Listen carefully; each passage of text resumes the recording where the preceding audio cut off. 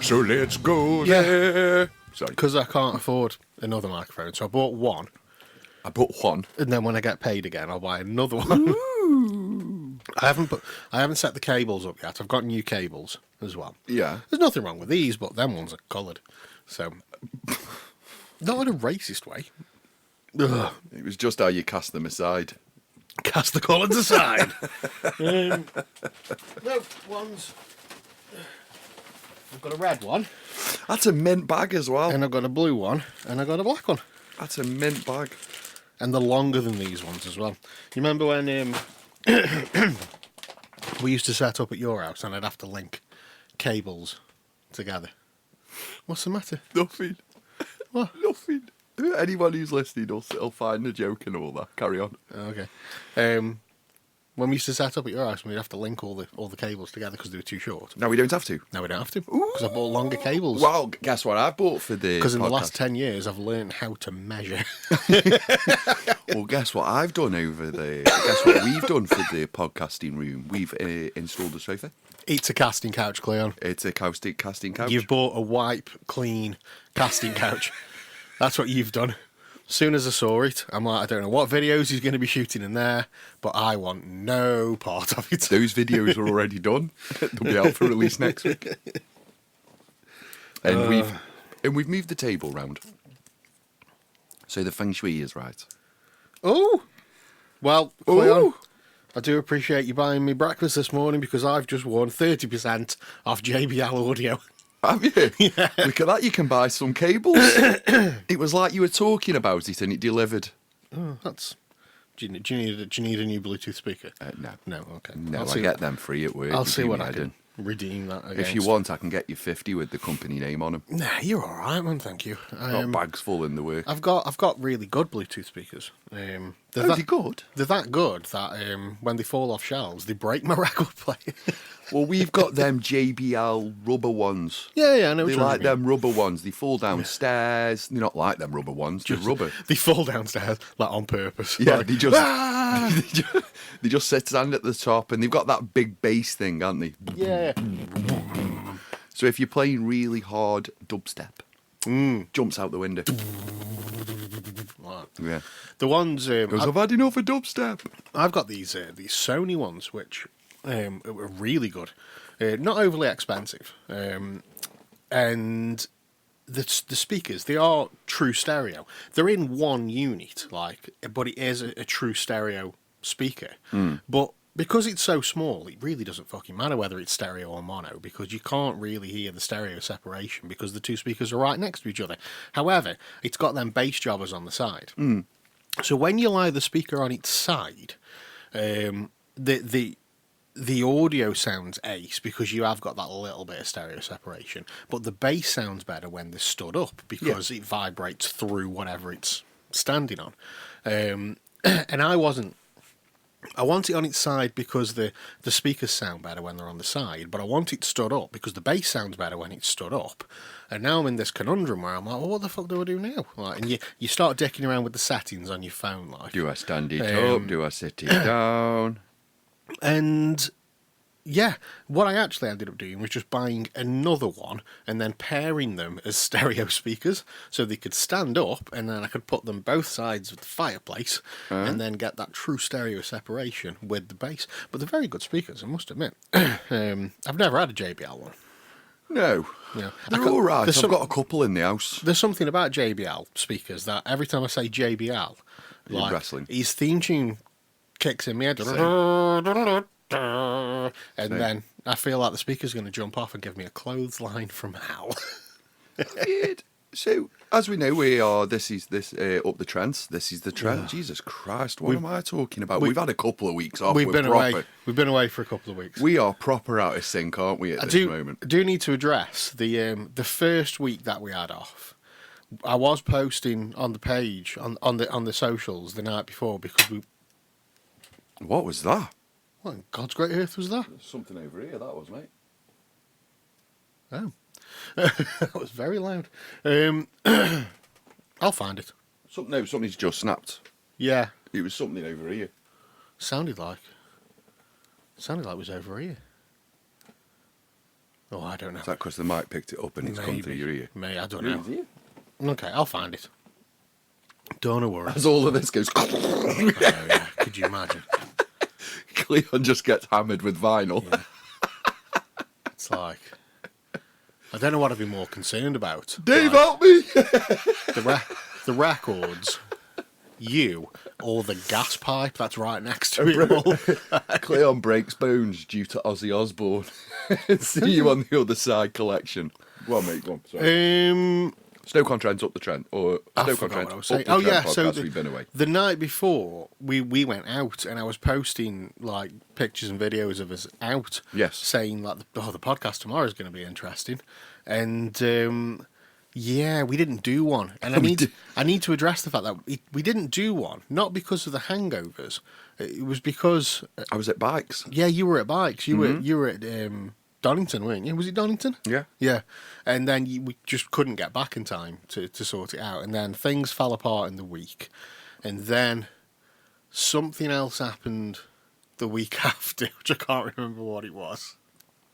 And then this week, we've set it up like to do it in the evening throughout the week. And every day it's been like something's gone wrong. Yeah. It's like... I've had car explosions cars this week. exploded... We've had the guy we were supposed to be interviewing, Beardy Guy. What's his name? His name's Billy. Billy. You let me down, son. So we had Beardy Guy who was supposed to come. So he's the type of guy who texts you on a Monday and says, yeah, I'm available for the weekend. And you go, brilliant, I'll see you Saturday.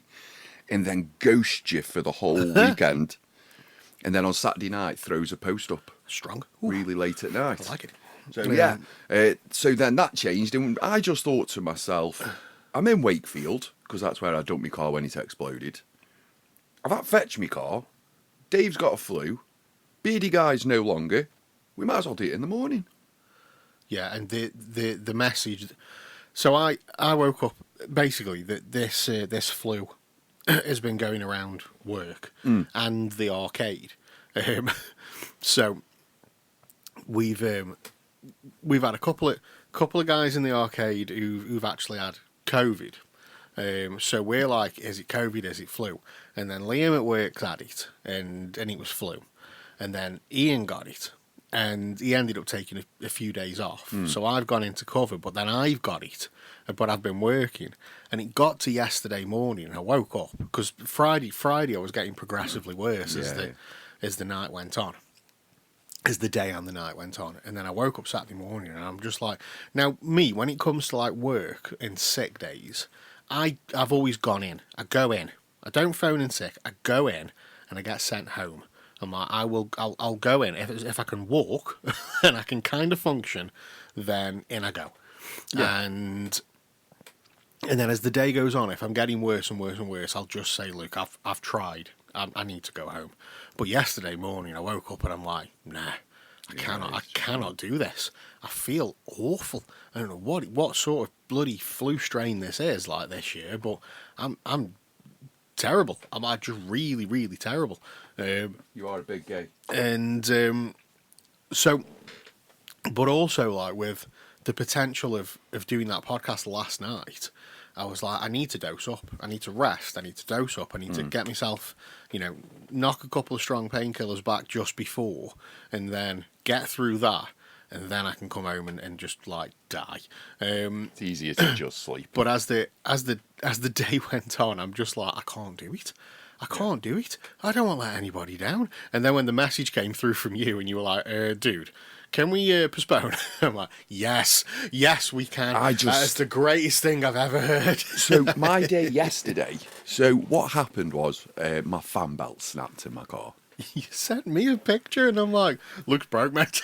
which wasn't supposed to go to you, but the fan belt broke in my car. So what happened was I phoned one of these. I went and got the fan belt because it's easier to gather the parts. And rather than to pay for somebody to tow...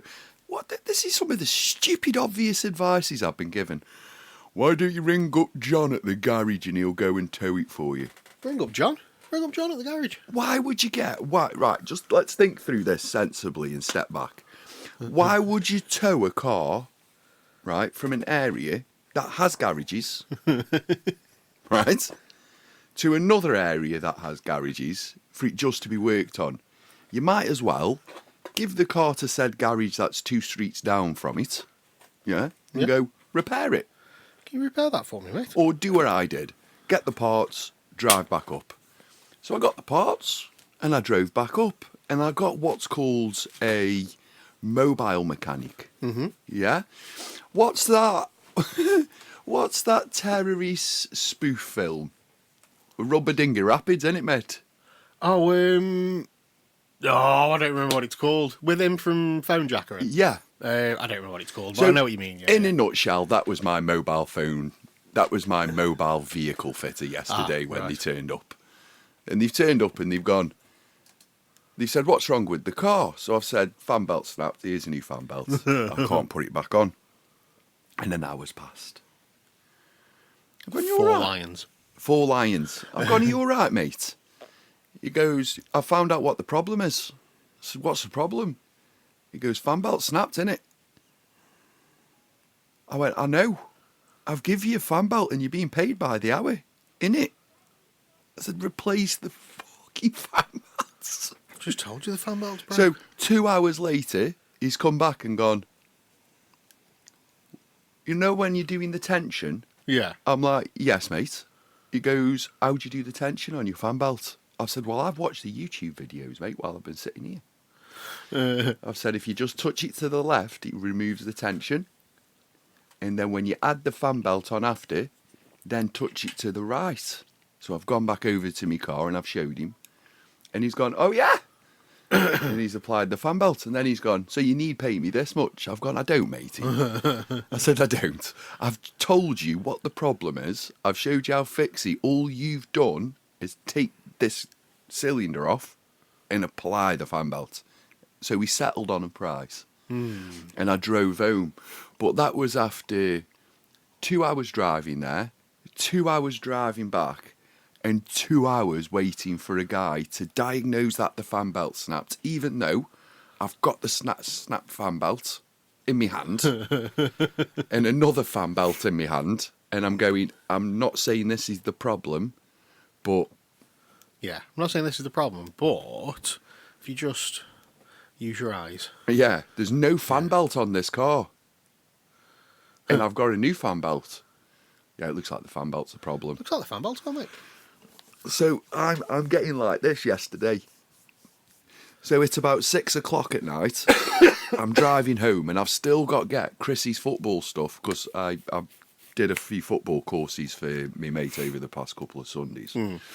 So I've still got to get all his football goals and everything else to him. So I loaded my car up again, went back out again, delivered all the football stuff. Then I drove all the way back home and then realised I'd not put in the little cash box that he needed. So then I had to leave my house, go all the way back his house. So by the time that had happened, if it was podcast, matey, the podcast would have just been me like this. Just very quiet. You all right, Cleon? No. I'm just... No, right. I'm processing. I've had enough of life right now. So yeah, that's been my week. That's been my Saturday, and that led to the cancellation of said podcast. So yeah, but now we're up and running again, Dave. Lots have happened in the Lots of things. We have need happened. to not take any time off anymore. This always happens though. When we take time off, something big happens, and it's like we take 3 weeks off. We're at Civil War. I know. That is what's going on. That's what's going on. Yeah, the world's gone a little bit crazy. It's gone weird. Where do you want to start with this, dude? Did we? I can't remember Which what one we've of the covered. Prime Minister shooting holes in the boat shall we cover first? I don't remember what we have actually covered. Did we cover Charlie Kirk? We've done that, haven't we? I think we did that Charlie Kirk. Didn't we? Yeah. Okay, we don't need to talk about him. We don't need to talk about Charlie Kirk. We could talk let's about face it, if he was the funeral was mega though. If he was a 6-year-old in an American school, we'd have forgot about him the day after. So I know, but the funeral was mega. What with Mrs. Kirk and a fucking Ultimate Warrior entrance? Oh, it was mega. Oh, weird. The man. the memes for that funeral have been legendary. By the way, don't get it. Did you like the Shawn Michaels one I sent you? It was brilliant. Did I send you the one with Donald Trump hugging her and then it cuts to Will Ferrell? Yeah. It's mind blowing. Oh no comprende. I don't understand. understand. I don't understand any of that. Digital ID cards. Oh, We can go for that one if you want. Yeah. Do you want to open and I'll stretch? Well, okay, so layman's terms, let's break this down to like the very basic point that I think they were trying to make. Digital ID cards will...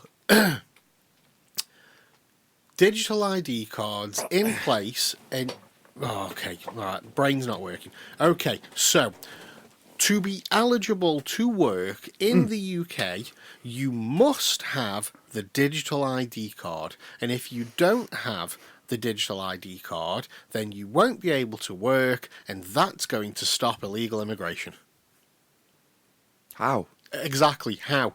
How? Because we've got everything. We've got everything in place already that allows you to work in the UK. We don't need a digital ID card, and illegal workers are still a thing. That's still happening. Like it's not going. Hence the term.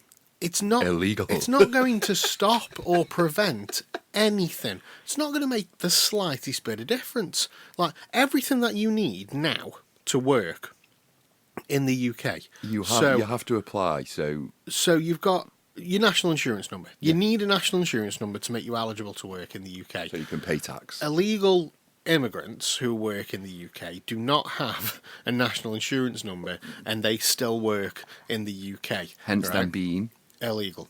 Yeah. Now, if I get a digital ID, that's not going to stop Johnny Illegal over there working in the UK. It makes no sense, Cleon. The argument makes no sense. If you'd have come out and gone, right, guys, digital IDs, because we want to keep track on you at all times. At least he'd be honest. Yeah, At least he'd be fucking honest. Now, this has been... Stop trying to pair it with...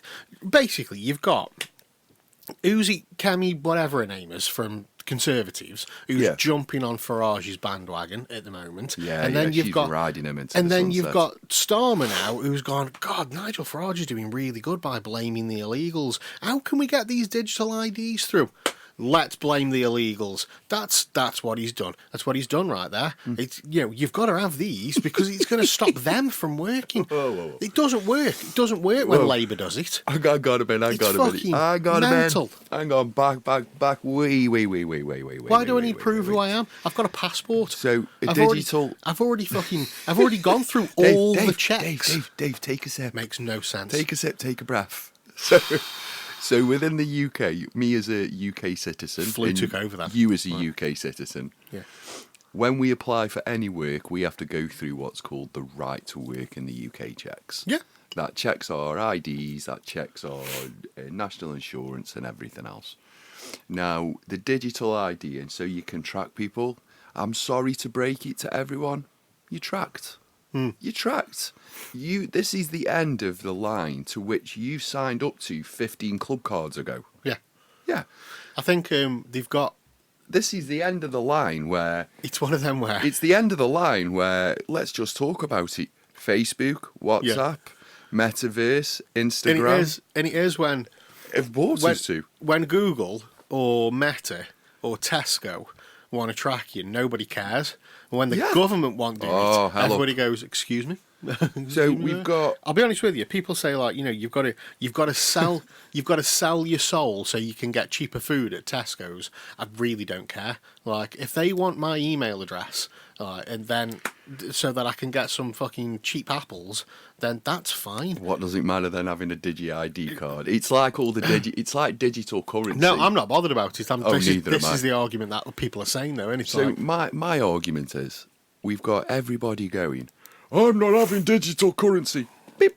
Beep. I'm not with me mobile. I'm not having digital currency. Beep. With me watch. I'm not having digital currency. You already got digital currency. Yeah, we're way past. We're way past. We don't want to introduce it. We're into what Keir Starmer and the government are trying to do. They're trying to monetize it. They're not trying to track it. They try and monetize it. They want to know how you're making money. Because if you're a tradie and you're not paying your tax, and you've got digital ID and you've got your tax code and it's all linked in, There's no way around anything. You can't Yeah. just do a foreigner on cash no more. So what we're trying to do is claw back around £1.2 trillion worth of debt. That's what we're trying to do. The downside is we've got a dipstick at the wheel who's got no way of reading any room. It's Yeah. like, I swear our Prime Minister is I nearly said autistic then. Is He's autistic. very artistic. He's very artistic. Sorry, and this isn't a slander to autistic people. He just seems very, like, if he was at an area where someone had mass murdered everybody, the first thing he'd say is, how do we protect the murderer? He just can't read a room. I think Savile bummed him too hard. Well, either Stopped way, you in your tracks, that one, didn't it? he did, but he can't read a room. Go back through all the history. Yeah, Savile's there. he was during CPS when he was doing this, but we can't turn into Tommy Robson. Before. Go back even further. No, we're not 10 18 Dave. We're up the Trent. We're not Schindler's List. Little boy Stormy. No. I'm not getting into it. Savile's all seeing eye. I'm cutting you off, right? So Tommy Robinson yesterday, he's clearing out the FA, the Football Association, and he's putting out pictures going, why is it that Bangladeshi people or black people in football get free football courses, but white people don't? Well, I can tell you about that, Tommy. I can tell you. Because in football terms, there's around, in this country, 7.5 million of me. That all do football. Of Cleon. That look like Cleon. Yeah. I've got the same haircut as Cleon. However, for an Asian young child, and I'll speak on it, on an Asian young child, he sees no one of his ethnicity. Yeah. No representation. He's got no representation, no one to look up to, and no role model to look up to. It's kind of one-sided to think that this chap wouldn't look up to Ronaldo or Rooney, or you need somebody that's of your background. But that's why. It's to bring people into the game. Yeah. It's an incentive. Let's not get it confused and turn it into a fucking issue. It's like female football, ladies football. You know what I mean? Yeah. Girls get free coaching. Girls don't play football because they didn't see it and they don't know it's an option. I'm talking years ago. Bullshit. Girls didn't play football because it was a sport that didn't really cater for their bodies. But now it's on the TV. Yeah. By the way, you went thingy there. I'm Jesus. really sorry. Yeah. So, but now it's on the TV all the time. International women's football's on the TV. Women's Super League's on Sky and on BBC. BBC play some of it. It's there now. You've got access to it. No one's watching it. And young girls can see that representation. Outside the Lionesses, no one's watching it. They are represented, and they're like, you know what, I want to do that. Yeah, and if your daughter then wants to play football, brilliant. But if your daughter's only thing in life is, I want to be this thing in football, and my heroes are this football player and this football player, you fucked up as a parent. Yeah. I'm going to say it like it is. If your child's heroes are not their parents or their grandparents as a family, no, failed. Or a doctor or a lawyer or somebody that's anything outside of someone who's just made a living from keeping fit. Oh, I don't know, Cleon. Oh, fucking state it. I don't care. I don't know, man. I mean, you're allowed to have. Yeah, if that's what you're interested in, you know. If that's what you're interested in, yeah. If but you've your grown up ultimate like hero shouldn't be a guy kicking round a bag of wind. I think it's different. It's different kinds of admire heroes. Somebody, nah, right? I'm not with you on that one. I think it's different kind of heroes. Like if you're really into music, like, and you want to, you're really into playing the guitar, and that's what you want to do. I want to play guitar professionally, and you love Slash, like, and oh my god, he's brilliant, Slash. Look at them riffs, amazing. them licks. He is my guitar hero. I think it's guitar heroes are You've got to, but if you're going Slash is the guy I want to be, Slash is the guy I want to grow up as, I've got a few episodes of Hotels and Escalators to tell you about with Slash. I think no, I think it's You just it's a different kind of hero. I know, but what people do is they're very ignorant. They go, I'm just going to admire this characteristic and apply that characteristic, but forget all of this underneath. Yeah, because you can. You can do that. You can 100% do that. I want to play as good as Slash does. I want to play arenas like Slash did. I want a career like Slash has got, but I'm not going to throw a microwave out of a window. Yeah. Like, you can take the good and leave the rest of it behind. You don't have to do the rest of it. Like, But in order to get to A, in order to get to B, you have to do A.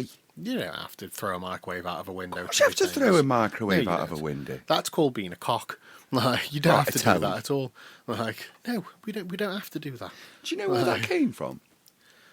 I don't. Do you know where that came from? I found this out just digging through old videos of rock stars. So, what was the drummer in The Who? Keith Moon. Keith Moon, Mick Jagger, having in their hotel room, drinking away. Well, very, very young, very, very, very young. Rod Stewart was one of the worst as well. The Rod reason- Stewart in the faces. Yeah, he threw the television out the room because he wouldn't answer the phone to him downstairs. Oh, okay. Yeah. And when the understood hotel his- manager came out and looped up, he went, "Answer the phone!" And from there, I've never, ever understood it. I don't understand what's so rock and roll about it. Like, I don't either. it's weird, man. But we're not very rock and rolly. I mean, drink till you pass out. That's not rock and roll. Not drink till you throw a tally out the window.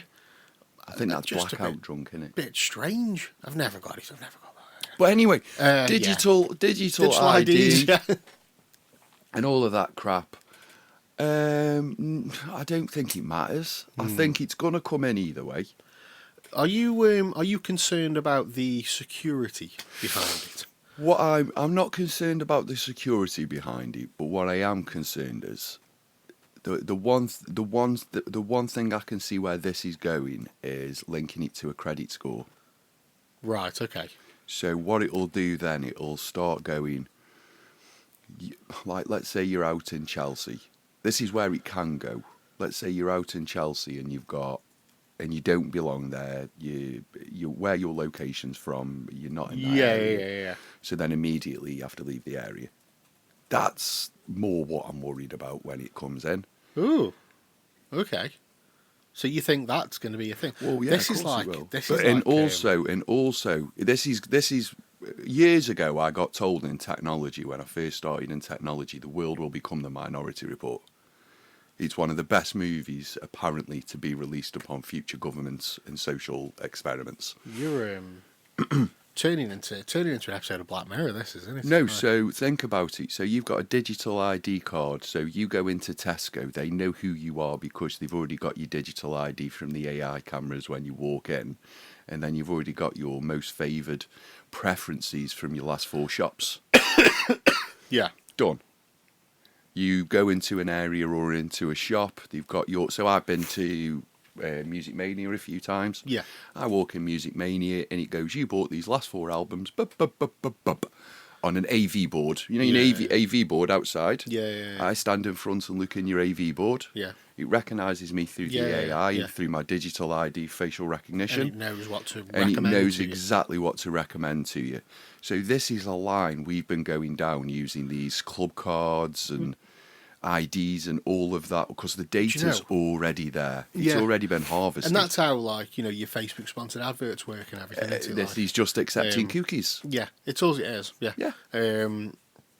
And for me, I've never really had that much of a problem with it. With you know, when it gets a bit annoying when every other post is a sponsored advert. Like the quantity of sponsored adverts is a bit annoying. However, as I'm scrolling through and I get a sponsored advert for something, 9 times out of 10 I'm like, ooh, oh, that looks interesting. You know what I mean? Or it's something that I've been thinking about, and then I get like 3 or 4 different options of where, you know, I can get these things from or look into it. Now, I'm not like a slave to the sponsored adverts, if that makes sense. So, you know, if something pops up, the fucking soap, the soap that I bought. Yes, and it's very nice. I've used it. I've used it. I've used it. Yeah. It's lovely. I'm going to do your video of me in the shower. Fuck. But when I started doing the video, Dave, I was in the gym. Yeah. And it just sounded a bit weird. Okay. Because I was endorsing a product in a shower in an open gym on video. On video. And yeah, I'd like to have seen that one. Yeah, so I was genuinely like looking at other kind of soaps and stuff because I've got weird skin. So I've always. It was just how you look down there. Weird Because I've skin. got weird skin. Weird skin. I have. It's all like I've got psoriasis and shit like so. So I always have to be careful what kind of soaps I use. Yeah. So looking into like other products and whatnot, thinking about it, and then I get a bunch of sponsored adverts for these different soaps. But I don't just go, oh, that looks good, click, buy. What I do is I go, okay, let me look into this company. And then I go and do a bit of reading about it, read the ingredients and stuff, and then like, is there any other soap company that is similar to Google or ChatGPT or whatever? Go. And then look at other brands that do that kind of thing. So I use it almost as a tool. Sell my fucking data. Sorry, not sell. Give my data away for these sponsored adverts, which helps me out quite a lot. One of the things it has done is I've spent the last 12 months or so looking for master's courses that would be suitable for me. Finish my music degree, and Well done, old boy. and that I decided I'm not going to go straight back into education because the last couple of modules burnt me out. I just need a bit of a break from it. However, I'm interested in doing a master's. But what masters in what field and what's suitable for me, I'm not in a position where I can quit my job and go be a full-time student. You know what I mean? It's like I need something that'll fit around what I'm doing. And I narrowed it down to about 3 universities. And then even then it's like, it's going to be a struggle. Like it's gonna be tough to do this around everyday life, but if that's what I want, that's the sacrifice I'll make.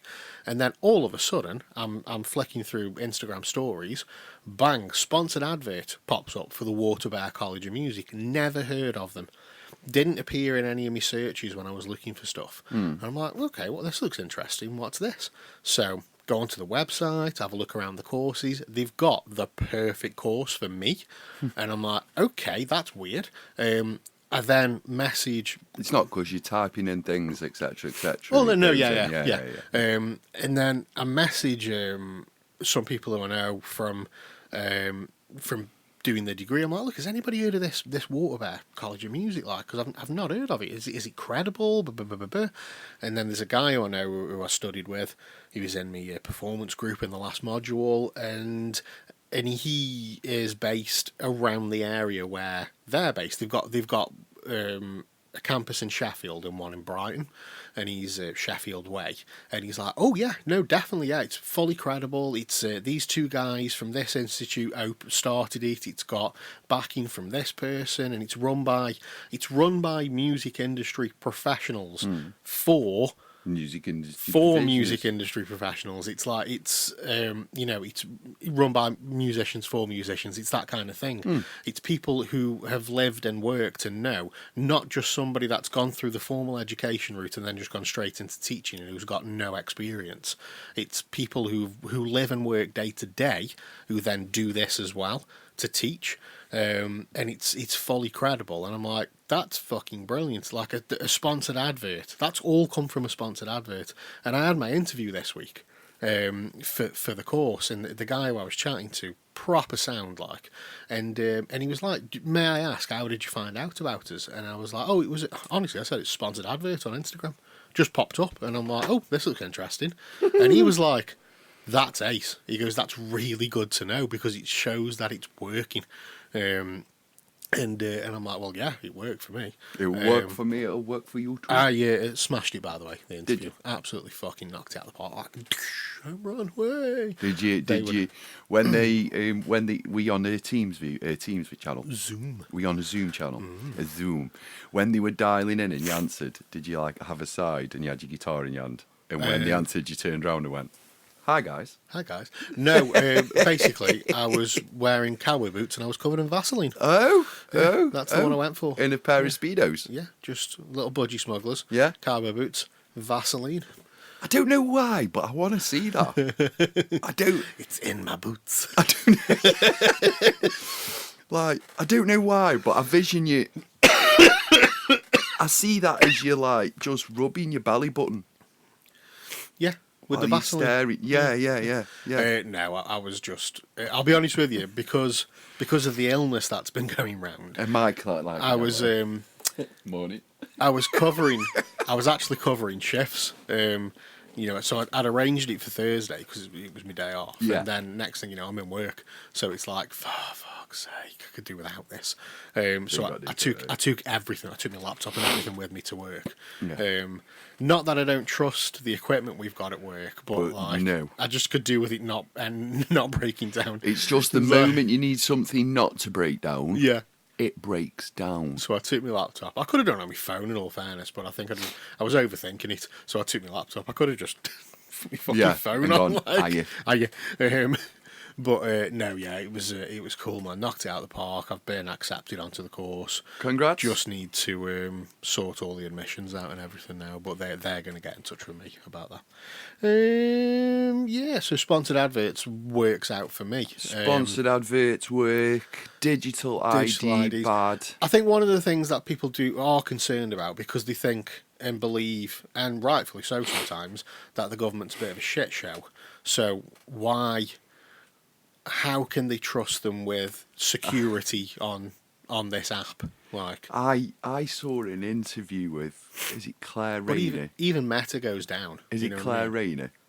Angela Rayner, Angela Rayner, former Deputy Prime Minister. I saw an interview with her, I think it was Monday on Good Morning Britain, and I've not laughed at so hard watching a politician being interviewed in my life ever. Yeah. She was claiming, well, we've cut interest rates. And the person who was interviewing her went, that's the Bank of England's job. That's not even your job.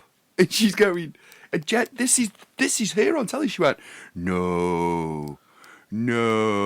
I was like, she sounds like the guy on, what's that Clint Eastwood film? No, The Bodyguard. You know? Yeah. No. Yeah, she sounded like, no. Well, we speak to the bank before they do it. And I think Susanna Reid is probably the worst interviewer on planet Earth. Fact, by a garden mile. She does a really bad job. But in this instance, she did a really good job. Right. And at the end of it, I went, I'm not watching telly no more in the morning. This just makes us look bad as a nation. Yeah. Stop arguing. And turned it off. Yeah. So people are waking up in the morning, watching our government going on telly and making a small fool of themselves. And then going, I don't know why I'm angry. We had the synagogue attack in Manchester on Wednesday. That happened. That's a thing. I'm not too sure of that because I'm trying to stay out of political drama within the walls of the UK. Because, quite frankly, I don't really know what I'm talking about. I'm not from the area, so I'm keeping my ass away from it all. Does that make sense to you? Yeah.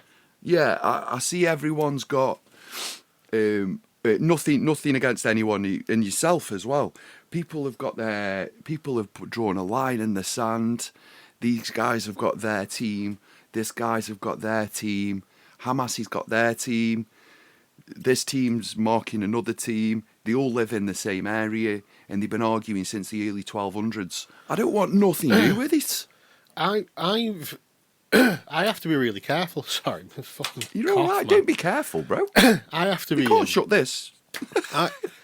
I'm starting to be really careful with my own kind of Because I do it as a joke, right? I do it as tongue in cheek. When a synagogue gets attacked, I instantly go to, well, it's a false flag, innit? It's a false flag. You know, the government have set it up so that we can all get sympathy for the Jews again.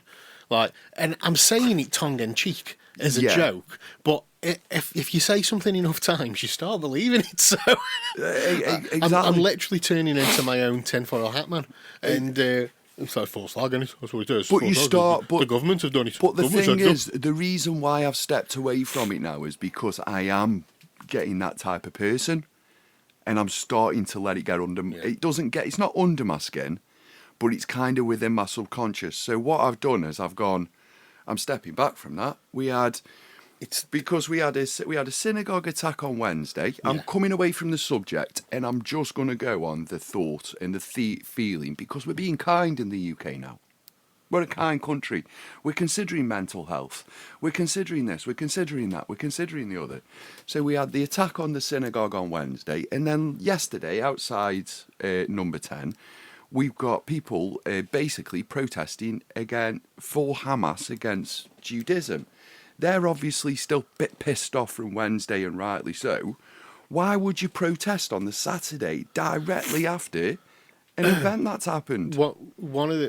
It's people colliding, and it's mainly 40-year-old fucking Karens.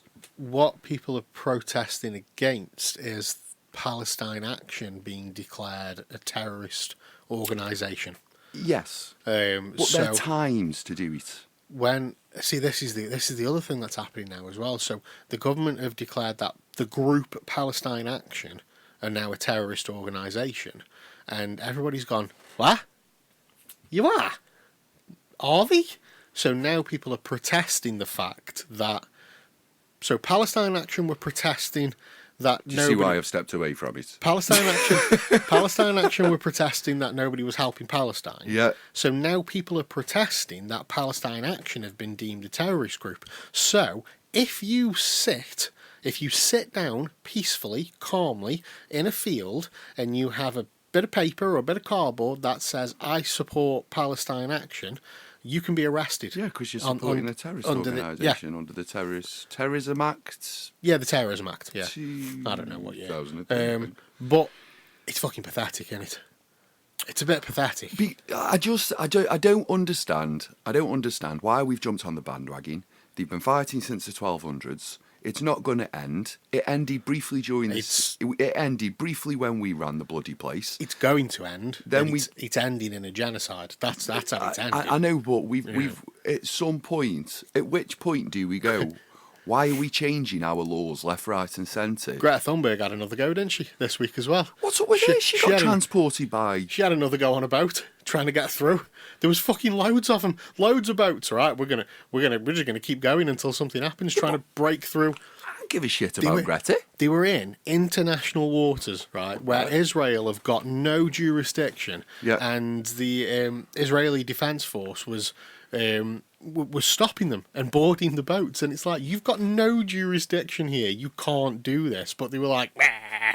On the boats they went, and a couple of them did manage to break through, but then got stopped when they got to the what are they playing at? They're trying to get aid through to, dying fucking people. Like the government, all these governments that are going on. Fly a few boxes over. Everybody loved Greta when she was all for climate change. Now that she's actually fucking, no, I mean this. I'm all for humanitarian aid, and I'm going to do everything that I can. Everybody's gone, Greta, you're not very nice. Stop it. Look what an idiot she is. It's like, fuck off. You can't have one. You can't like her here and not like her here. Yeah, it's selective outrage. It's just fucking. It's selective outrage. She's like, she gets on a boat, she gets stopped, she gets deported, and then she goes, well, I'm getting back on the fucking boat. Way, Captain Greta. Greta doesn't think that they will bomb the boat out of smithereens and forget that she was even a thing. I'm all for her. She can fucking get on as many boats as she wants. But, and she's doing a great job being a humanitarian. But just being real, it's got nothing to do with hardly any of the people that are rioting. It's got nothing to do with them. There's been a mosque fire now. Video appears to show two people in balaclavas at the mosque before a large blaze spreads. Can everyone just sit in the house? It's the one in it. Where's the mosque that's been set on fire? Let's have a look. Sussex. East Sussex. Oh, it's their own fault for bringing the bloody mosque in East Sussex, really. Who builds a mosque? Who builds a mosque? Somebody who wants to worship, Cleon, that's who builds a mosque. Who builds a mosque in Yes. East Sussex? Let's be honest. Yeah. No, I didn't mean... that sounded really, really, really, really bad, that did. I didn't finish my sentence. God, this got a bit weird. Digital IDs. There we go. Back to digital IDs. Yeah, personally, don't give a fuck. They've already got everything on me. I've got a passport. They already know me information. They know everything. I don't know what else they You know need what I to mean? know about me. I've got an iPhone that get Yeah. tracks left, right and centre. Is it because, like, we willingly give our information to Meta and Apple and the government don't get a slice, so they go, okay, so now we're going to give digital ID cards and it's going to be on your phone and you're going to have to enable your location. That's exactly what it is. This won't work unless you say yes to cookies. There's another one as well. Have you noticed recently when you go onto a website and it's like, do you accept cookies? You normally get three options: yes, no, or essential cookies only. That's another one that you get where, okay, I'll just do the essential ones. Yeah. Don't know what the fuck they are, but now on this laptop, I always press no. I've always pressed no on this one since I got it. I'm going to keep pressing no. No, I do not accept them. And now, on certain websites, Stoke-on-Trent Live being one of them, you don't get the no option. You get yes, or you get pay and no. Yeah.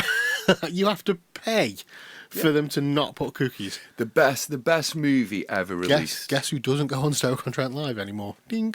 You can fuck off. The best Website movie shit, anyway. ever released, The Matrix. Oh, yeah, yeah. Would you like a cookie? Would you like a cookie? Yeah. Yeah. So what else has happened in Stoke-on-Trent this week? I'll take the helm because Dave can't get any access to this in Staffordshire because he refuses. He refuses on Stoke-on-Trent, but when he's giving away his Tesco club card, Fuck he's yeah. got... I want cheap croissants, mate. I want cheap croissants. Let's talk about things happening in Stoke. What's happening in Stoke? Roadworks. That's always happening in Stoke. What is going on with our roadwork situation, people? It's always been a thing. So Stoke-on-Trent, people of Stoke-on-Trent unite. Right. So Dave, we've got the roadworks going across High Lane. Yes. You know of the roadworks I'm talking about.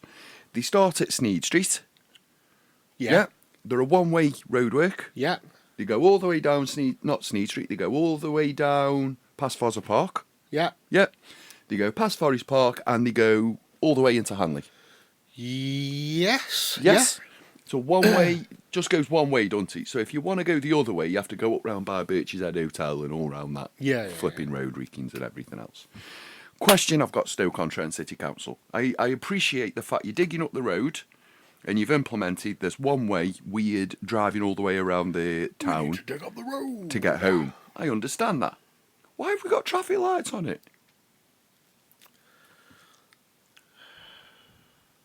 It's a one-way fucking street. Who's put traffic lights on there? Is there no side street access or anything? No. You sure? Yeah. There's no side street access near the Cheshire Cheese. You know where... Yeah, I know where you are. Where you cross Forest Park, you go up the Cheshire Cheese onto Axton Street. Yeah. Then you've got the next side street, which you can go up onto Birch's Head Road. All them is shut down because people can't get on. Now we've got traffic lights on them. The only thing I can think of is side street access or access to Forest Park. There's or not. Something like that. Oh, you've got access to Forest Park. So you'd potentially have a traffic light there. But no, the traffic light before Forest is just after Forest Park, and it's just before the Cheshire Cheese. So it's right there. It must be for So you can turn into Forest Park. Could it be for the workers? You can turn out of Forest Park. This is last night. So, have you noticed... do you know where Sainsbury's used to be in Hanley? Yeah. They're turning it into a big NHS walk-in centre place. Yeah. So, obviously, when Sainsbury's closed down, you didn't need the traffic lights there anymore because there's no left or right turn. It's just straight and straight. Yeah. But since they've been working on it, they've reactivated the traffic lights for when worker vehicles are coming in and out of that old car park. Turn them off at night. So, yeah, that's the only thing I can think of for workers' access to get in and out of where they're But working. all day Saturday, you've got Saturday Yeah. rush hour shopping, you've got this. Who's taking the care? It was like last week when we had this Potter's fucking off. Oh, mate, that drove me nuts because they changed the route because of the traffic lights. Yeah. Yeah, because otherwise we would have had a bunch of people standing at a red light outside Forest Park. So anyway, they shut off Sneed Street, which is I need to go through there to get home. To get home. I'm kind of snookered. Yeah. If I can't get there, I can't get home. So last week, I finished football and Potter's Marathon's supposed to be done by 1 o'clock. Ooh, yeah. No street's supposed to be open by 1 o'clock. Right. I didn't put them signs up. Some of them were still closed on the Monday. This is where I'm going with this conversation. Yeah. So I said to the guy, I goes, mate, I won't get to my house. He goes, yeah, you've got to wait, matey, so we don't want an incident like what happened in Liverpool. I was like, oh, for fuck's sake. I said, you see that building there? So I've come up near Crossways Garage. Crossways, yeah. Yeah. Go see that building there? He goes, yeah. I said, that's where I need to get to. He says, well, you can't get there. The marathon's still on. This is at 1:30. And I've looked up the street. There's a guy on his mobile. He's walking the marathon. He's on his mobile phone, right? And he's just walking. He's got number 227 on. I'll shame you, twat. He's walking like this. And he's smiling and he's taking pictures. And there's people on the side. Well done. You're doing amazing. Amazing, well done. Well done, you're doing amazing. Not what he got from me. Hurry up! I went, oi mate, I'm not being nasty, but it's a marathon, it's not a walkathon. I said, can you get a bloody move on, mate? The walkers were 10 o'clock this morning, fella. Yeah. If you're going to do a marathon, probably best you're not walking and tweeting. I said, can you just hurry up, because you're the last one? And we need to get these roads back open. They've still got the signs there today. Yeah, I remember on Monday, my mum phoned me and she was like, I was on the bus and the bus went a different way. And she's like, and then I'm like, I don't know where I'm going because the bus is going a different way. I'm like, yeah, I think the roads are still blocked from the marathon. Like they haven't opened the road, reopened the roads. We went. I just want to know what we're paying for in council tax right now. We had to pop to Fenton on Sunday, and I'm in the car. And my missus is like, she gets to the roundabout by the bus station in Hanley, and she's just about to go down towards Fenton, and I'm like, nope. She's like, what do you mean? I went, nope, marathon's on, you can't go that way. Yeah. And she was like, oh, I bloody forgot. And you're going all round the Wrekin to get somewhere that's like 2 seconds away. Here's a question I've got. You live at Forest Park. You live where? I'm going to put you somewhere. Go on. You live next door to the oatcake shop, Forest Park. Six Towns Oatcakes. Six Towns Oatcakes. Yeah. You live there. Okay. Yeah? Ambulance station's this side. You got a medical emergency. Mm-hmm. It's 5 o'clock at night. Mm-hmm. You're not getting medical emergency. You're not getting aid. You're not getting seen to in the appropriate time length because the ambulance has to sword fight its way through. I don't get how we're getting away with some of the things we're getting away with in this city. It's like the whole train station, down by the train station. How long does that took? I'm not talking about the train station no more. Fucking 4 years or something. Do you know for them to put up a new pavement? Honestly, Like, what the fuck? And when you see it, It's fucking terrible. it's terrible. You walk outside and you're like this, Wedgwood, hey up, mate. People, Because he's like this, leaning over the edge. Take the microphone with you, Cleon. I am Joseph Wedgwood. Welcome to Stoke-on-Trent. It's like, what the fuck? And you're like, oh, okay. This is 20-foot Joseph Wedgwood. Why is it so close? The whole thing's pedestrianised. Put it a bit further back. Just put it back over to where the hotel was. Just turn him round. Turn him round. Just turn him round and face him to the station. Just weird. Just turn him. You know, people jumping on to giving fat lads some grief. Did you see the fat lads video? No. They've gone down to the station to like have a look where all the money's gone, and it's just they're just ripping the piss like for the whole video, and people are like jumping on them, like fucking having a pop at them, and I'm like, yeah, they're kind of right. Well, It's like- everyone has said the same thing. Yeah. We've done a video on it. I've done a video on it. You've done a video on it. Everyone has said the same thing. Who is, and thank you very much for listening, fat lads, and corresponding to one of our previous videos about the station. Thank you. How are you guys? Did you? I Yeah. know. No, I know really no. well. I just don't get who's in charge of the city. So if we've got a pot of money, Yeah. I want to know who that guy is. Yeah, who's that guy? Who's the guy? Who's the guy that goes, I know what we need to do. We've got a one-way system that goes Trevor? all the way down. Trevor, where's Josiah Wedgwood going? Closer, closer, closer. No, I want him overbearing. Closer, there. But nobody can get out. And They know we're a potter. Yeah. Who's in charge of it? I don't actually know who runs Stoke-on-Trent Council now. I don't. Because it was Labour, wasn't it? But I've got no idea now. I think he's probably bloody UKIP or something right now. I know round here, I know in this area, it's always our councillors. It's always Majid Khan, but he has done quite a lot of decent stuff for this small area of the city. So I do. That's sound like. But, Jane Ashworth, Oh, okay. I don't know who that is. cabinet member, strategy, economy, development, sport, Labour. Labour. There we go. Yeah, I it's all don't know. run by a councillor, leader of council, cabinet. Which party runs it? It's a unitary authority, being a district council which also performs function of county council. It is independent from Staffordshire. The council's been under Labour majority since 2023. There you go. Okay. So it's a Labour-run council, so that answers quite a lot of questions. But I just don't understand what we're doing with Stoke-on-Trent and its layout anymore. Yeah. I mean, my old man always used to say, like, come to Stoke-on-Trent if you don't want to be able to drive very fast. Like, it's a city that's always gridlocked, and he's right. You know what I mean? But we've argued the point several times on this podcast that, you know, it's not a city. We've just celebrated 100 years of city status, and yeah, on paper we're a city, but it's We're not a 6 city. towns. It's 6 towns that they went, squish, now we're a city. And it's like, nah, we don't have a city centre. Maybe for a few years we had one. We don't have a city centre anymore. We've got town centres. We've got town centres, and every town centre's got its own little quirk and its own little thing and its own little cool place to go. We were But- the last child generation of a city centre. of a like. city centre. Yeah, we were.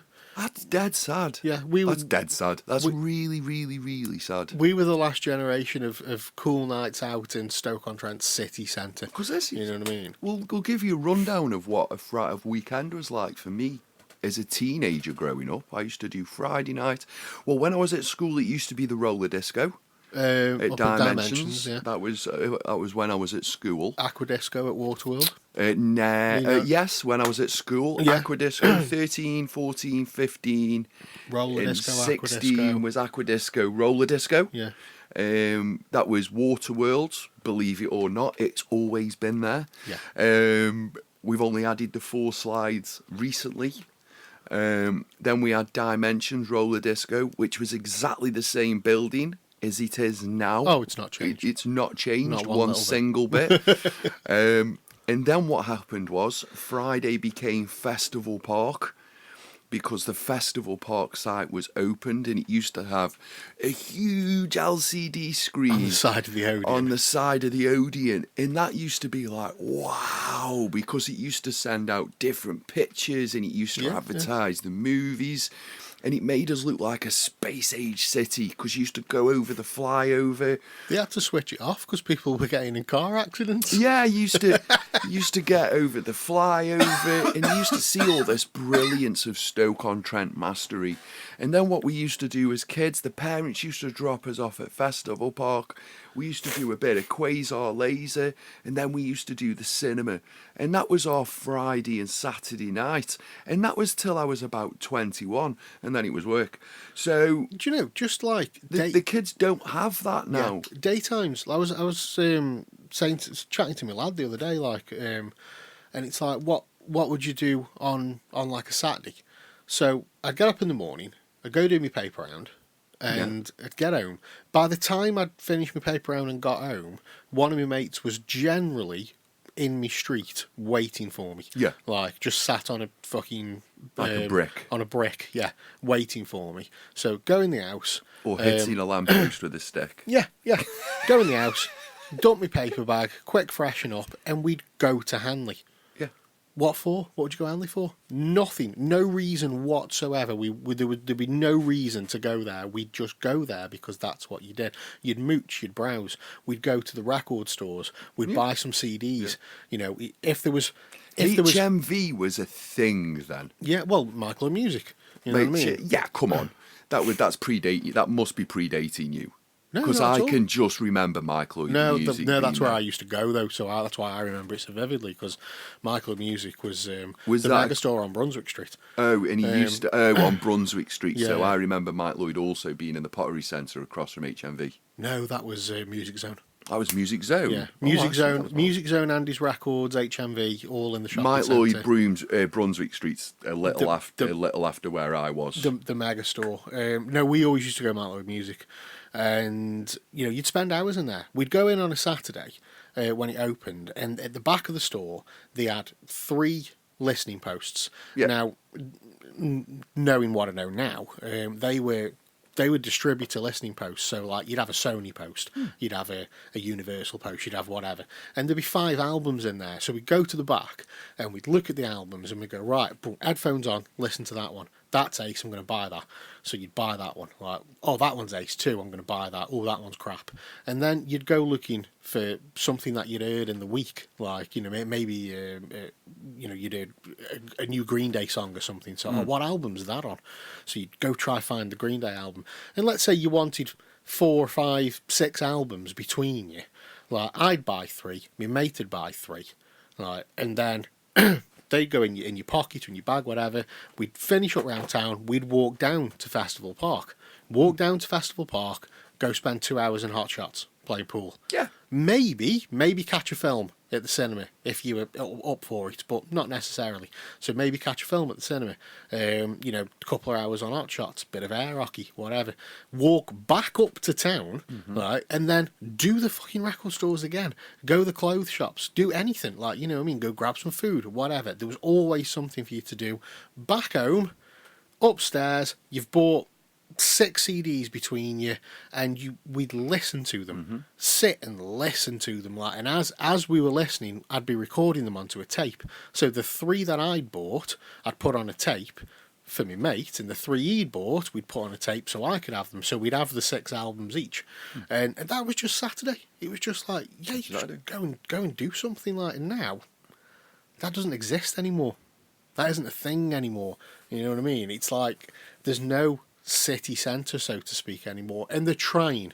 There's people who are really trying to, like, get it back to where it was, but it's never going to go back to how it was. We've got to do a reimagining. Do you know what, the lads who opened Chameleon, you know what I mean, they were doing a good job and they were trying, and it was the building was in a state of disrepair, and it was going to cost too much money to get it repaired, and they spoke to the landlord, and they came to it. People think that Chameleon closed down because nobody goes to Hanley anymore and they're not making any money. They were doing really well. They were doing absolutely fine. They were turning profit, and they spoke to the landlord, and the landlord allowed them to come out of the lease early, and because they couldn't afford to get the repairs done. He didn't want to get the repairs done, so he let them break the lease early. The landlord's taking the building back on, and he's going to do something with it. That's the only reason Chameleon has left Hanley. You know what I mean? It's not because, it failed. Them lads were trying. Where's it moved? I don't know. I don't know what Yeah, the they plan is cashed out. next. You know, they had jobs. That was like a side project for them. Yeah. They've got full-time jobs, you know what I mean? And they were putting everything into that, and it was working. And it's such a shame because something was working, and because of the old buildings, they've got to disappear. So people are trying. People are trying. Yeah, we need things like Quasar back. We need things like the corporate collaboration back in, because it just seems to be lost in the area at the moment. Yeah. Yeah. If and that's it. genuinely, if I had the money, I'd open a Quasar again at Festival Park. It's all still there, I apparently. know it's all there still. I'd be like, okay, just turn lights on. Yeah. Turn lights on. Get rid of 10 years worth of dust off these packs and plug them in I know a lad that used to work at Art Shots and play they've some got- rock music. They had access to everything in that building up to but not including temping. Yeah. But all the rest of it, like they had access through all the upstairs doors and everything. And you go through the right door, next thing you're in the old Quasar, and it's all still there. They just abandoned it. Doof, leave it there, just abandoned, gone. I bet Quasar's still a you know- brand. When we were kids at school, one of my mates was on the billboard for Quasar. But Instant success. my old boss, Walter, who you remember, he looked into buying it and moving a restaurant into there. So the only problem was the extraction. The fans, the canopies, the extraction and whatnot. It would have been a nightmare to You actually have to remodel the entire to building. actually get all that installed. So it just wasn't financially viable. But yeah, there was at one point he was thinking of buying it and going in there with a restaurant. It's a great idea, but I'm just thinking of the layout of the entire place, because I spent most Fridays in Quasar. I mean, you've got Laser Quest now, haven't you? That's like but it's crap. an equivalent. But No, it is rubbish. Laser Quest is. I've been Yeah. Laser Quest in Newcastle. It's just a bit of a floor with some neon lights. The Quasar in Hanley had a full bridge and it had load-out bays. It had the full Monty. You watch, I'd go there today and it'd just be a little thing like that. And I'd be like, oh, I've been lied to by my childhood. You were small. You were small, Cleon. But no, and it's what is there to do in Stoke-on-Trent? And there isn't anything really to do in Stoke-on-Trent. So we need to add something outside of football. This was something I was explaining to somebody the other day about, you've got to turn people, and this is what I've just said. People used to just go to Hanley for no reason. They just go, because it was a day out. It's like it's the equivalent to me getting on the train and going to Manchester. You know what I mean? I'm just going to go Manchester. Why? Mooch, browse, walk around. Well. And, you just go to Hanley because there was so many places you could go to, so many shops you could visit, so many places you could eat. There was so many pubs you could drink in, whatever your thing was. And now that isn't there anymore to just go there. And I was saying what businesses need to do is turn themselves into a destination venue. Make their business the reason for somebody to go to Hanley. You know what I mean? That's, I'm going to Hanley for this specific reason. The problem we have is people, when they have a business, they go, people will want to come here. No, they're not, if you book them, they don't come. It's not Wayne's World. Yeah, know what I mean? but And that's the mentality. That's the mentality, Yeah. and that's why the retail industry keeps failing on its arse. My doors are open. Where are everybody? Where is everybody? I can't believe people are not attending my business. I'm putting on pheasant and plum. I thought everyone would want pheasant and plum for the tea. Yeah. It's like, no one wants pheasant and plum. You've got to turn your business into a destination venue. And if everybody does that, if everybody makes their business the reason to go somewhere, then the footfall will increase and people will walk around and they'll go to your shop because you sell that specific product that they want, and then they'll turn around and go, fucking hell, look at all these people because that person over there is going to that other guy's shop because that's their destination venue, and that person over there is going to that shop. And, oh my God, there's people everywhere. What's going on over there? Let's just nip across the road. Ooh, trinkets. You know what I mean? Whatever, like, you know. But it's just, I think a lot of people, like, if you book them, they will come. It's that mentality. If you book them, they'll come. Yeah. And no, they won't. They won't. No, it's not the way it works. Offer something up. Yeah. You know what I mean? And it's just how the city's become. But I'm sure at some point there'll be a resurgence. But we need to figure out what we are about. This is something that always gets me as well. Right, when let's go to. I'm going to talk about Piccadilly Arcade. Yeah. Right? So let's go back year and a half, 2 years to when Valacor Books opened. Right. Yeah. And Mitch Sound, he got a little thing in the newspaper. Yeah. Like, you know, picture of him outside the shop. New bookstore opens in Piccadilly Arcade. Blah, blah, blah. One of the comments underneath, good luck in Piccadilly Arcade, you're the only shop open. Every single unit in the arcade is occupied. Every single unit's open. Yeah, perception. But people don't know that because they think it's just not there anymore, and nobody's down there, and it's like no. There's like every single unit is open and used in that arcade. So what we've now all started coming together, and we're throwing money. I say we're throwing money. Piccadilly Arcade Limited is throwing money at itself, and That's nice. They haven't done it since 1960. And so we've got It's true. new signage up, and everything's getting painted, and it's getting freshened up, and you know, just trying to make it look a bit more welcoming. But when was it? So perception's a massive thing. So that perception's about that. Now, when was the last time that place was painted? No idea. Yeah, no. Have you No got idea. any? Because in my No mind, idea at I all. always remember if something's being regenerated. And the thing, and that's like Mike, my boss, he's like the chairman of the arcade. And it's not down to Mike to be No. doing it. He leases a business unit within that building. So he's like the chairman of the arcade, and you know, even he was saying the other day, like we were chatting about it, he's like, you know what, I don't remember the last time we gave it a lick of paint. And he was looking at the outside going, yeah, we need to get this done. And he started getting it done.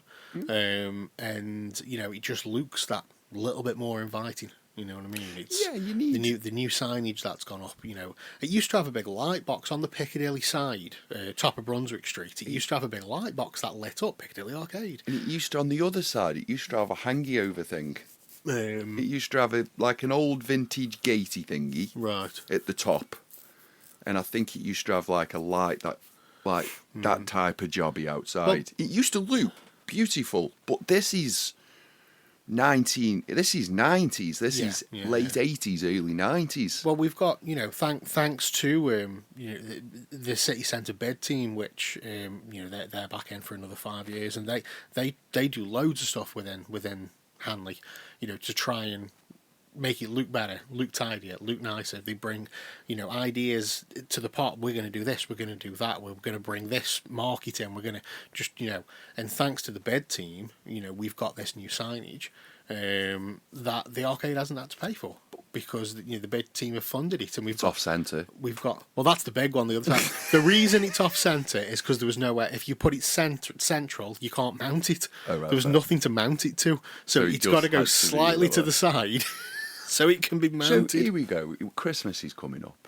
Yeah. We're in steadily into October now. So Christmas is the next thing down the line. Okay. So here we go, Stoke-on-Trent bid team. I'll just start throwing ideas of how to attract people to the city centre. Illuminations. Put some Toy Stories in Lewis's windows. So there was. It wasn't last Christmas. It was the Christmas before. The bid team financed the Christmas tree trail, and it was a Christmas tree for businesses in the Piccadilly area, not just people think Piccadilly is just like the bit by the Regent, but it goes all the way up to the Market Square. Brilliant. You know The what I mean? businesses know that. It goes all the way up to the Market Square. So it was the Piccadilly Christmas tree trail where businesses were given Christmas trees. You know, and then kids could get little maps, and it was like there was ornaments that you got for your Christmas tree with something on them, and you had to go and find which business had which ornament and mark it on your thing, and that was something that the kids could do. But it went from where Drop City Books used to be, which would still be there once again, building issues. So that's had to go. Very bottom of Piccadilly, crossover. Where is it? Terraces? Oh, yeah? Yeah. So it was there. So that's where the first one was. And you go up Piccadilly, and you know there was different Christmas trees on the businesses. It went through the arcade. We had the Christmas trees. Went up to like Brassington Shoes, and it was like, you know, you got the tree. You decorated it yourself. I mean, when we got our tree, I fucking legged it to Poundland, and I'm like, give me a tenner, and I'll be back in a minute. And I've got loads of ornaments, lights, and it's like, yeah, we're fucking decorating this motherfucker.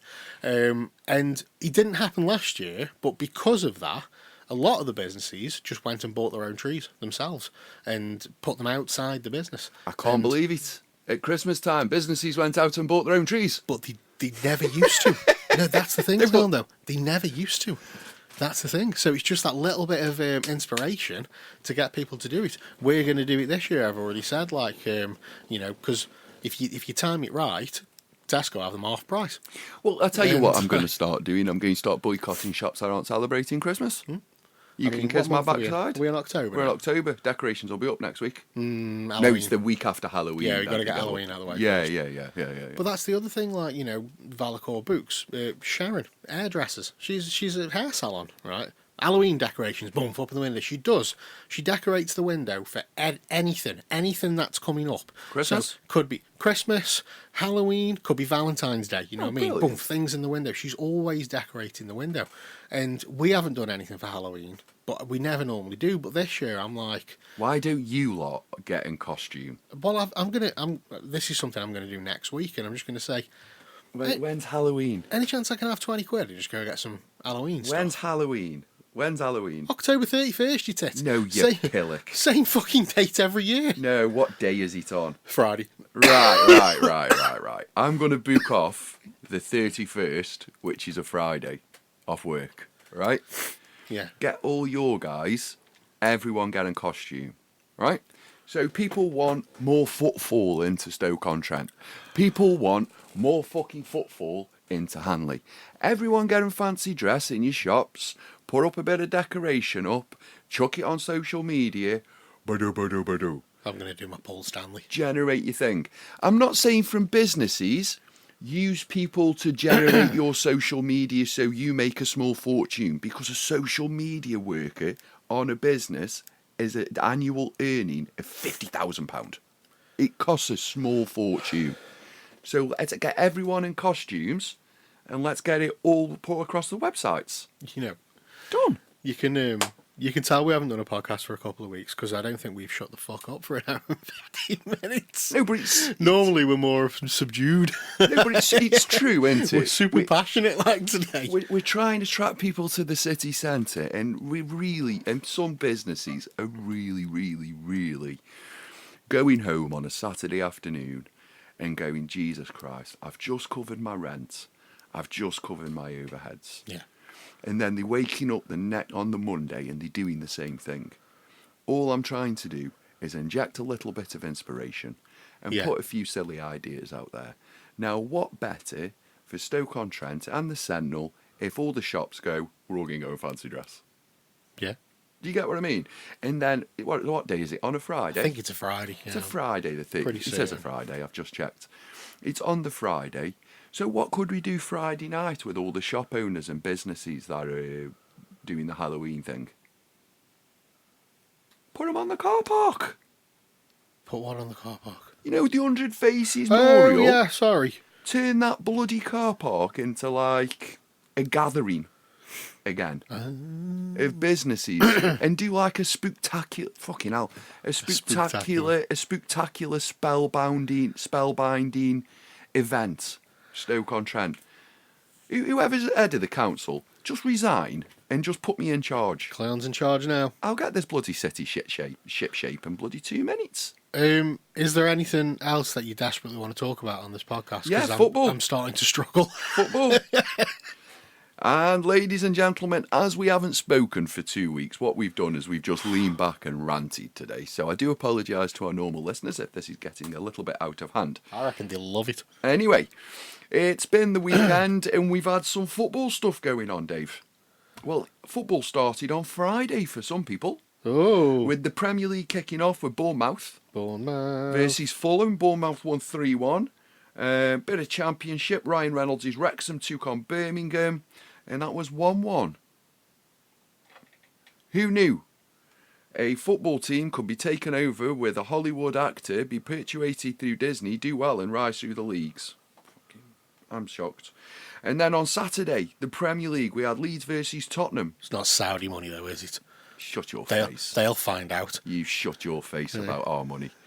Don't you talk about our owners like this. Aye. At least our owners never went to Epstein's Island. Anyway, Premier League on the Saturday the 4th.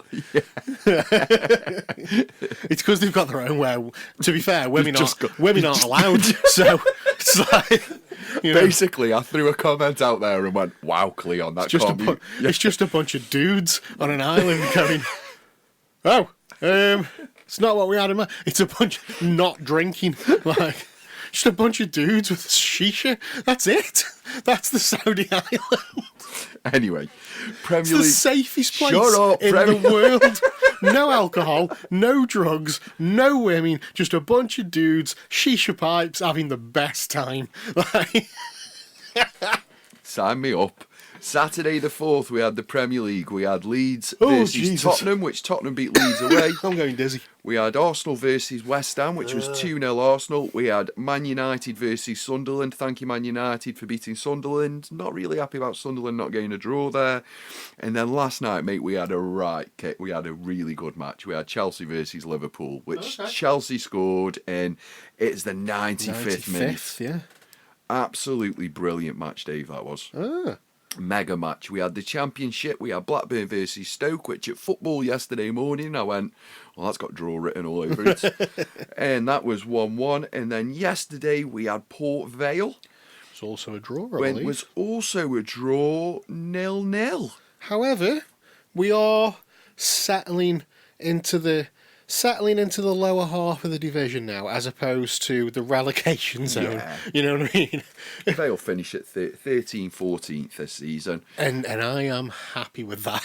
Just survive, guys. Survive this Don't season. get relegated. Just don't get relegated. The Premier League today, we've got 1, 2, 3. Sorry, how are Stoke doing actually? Because they're They're in the top half, Stoke are. fifth at the moment. Fifth at the moment. Because very early. they're hovering at the top. The moment they take a loss, they'll change the manager and it'll all go belly up. Yeah. We've got 1, 2, 3, 4 matches kicking off at 2 o'clock today in the Premier Bloody League. hell we have. We've got Aston Villa v Burnley, Everton versus Crystal Palace, Newcastle versus Nottingham Forest, Wolves versus Brighton. And then the 4:30 match is Brentford versus Man City. Jesus Christ on a bike. Do you know what else is kicking off at 2 o'clock, Cleon? What? 1 million women's FA Cup third round matches. I didn't know there was that many teams. My God. I'm still scrolling. Is that it? Huh?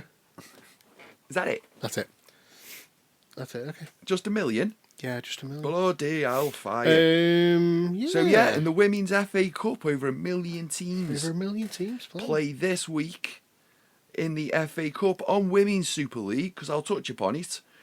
On Friday, we had Man United drawing with Chelsea 1-1. On Saturday, we had Man City beating Arsenal 3-2. And then today, we've got...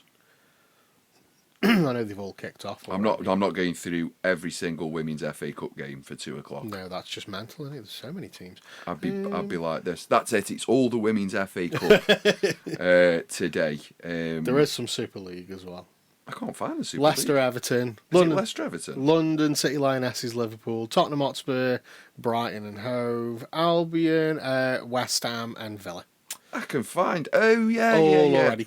It's underneath the million FA Cup games. Why would you put it underneath? Jesus. So for the many. Women's FA Cup, the first game to kick off today is Portchester versus Weymouth. Then we've got Sudbury. Just don't. Fuck me.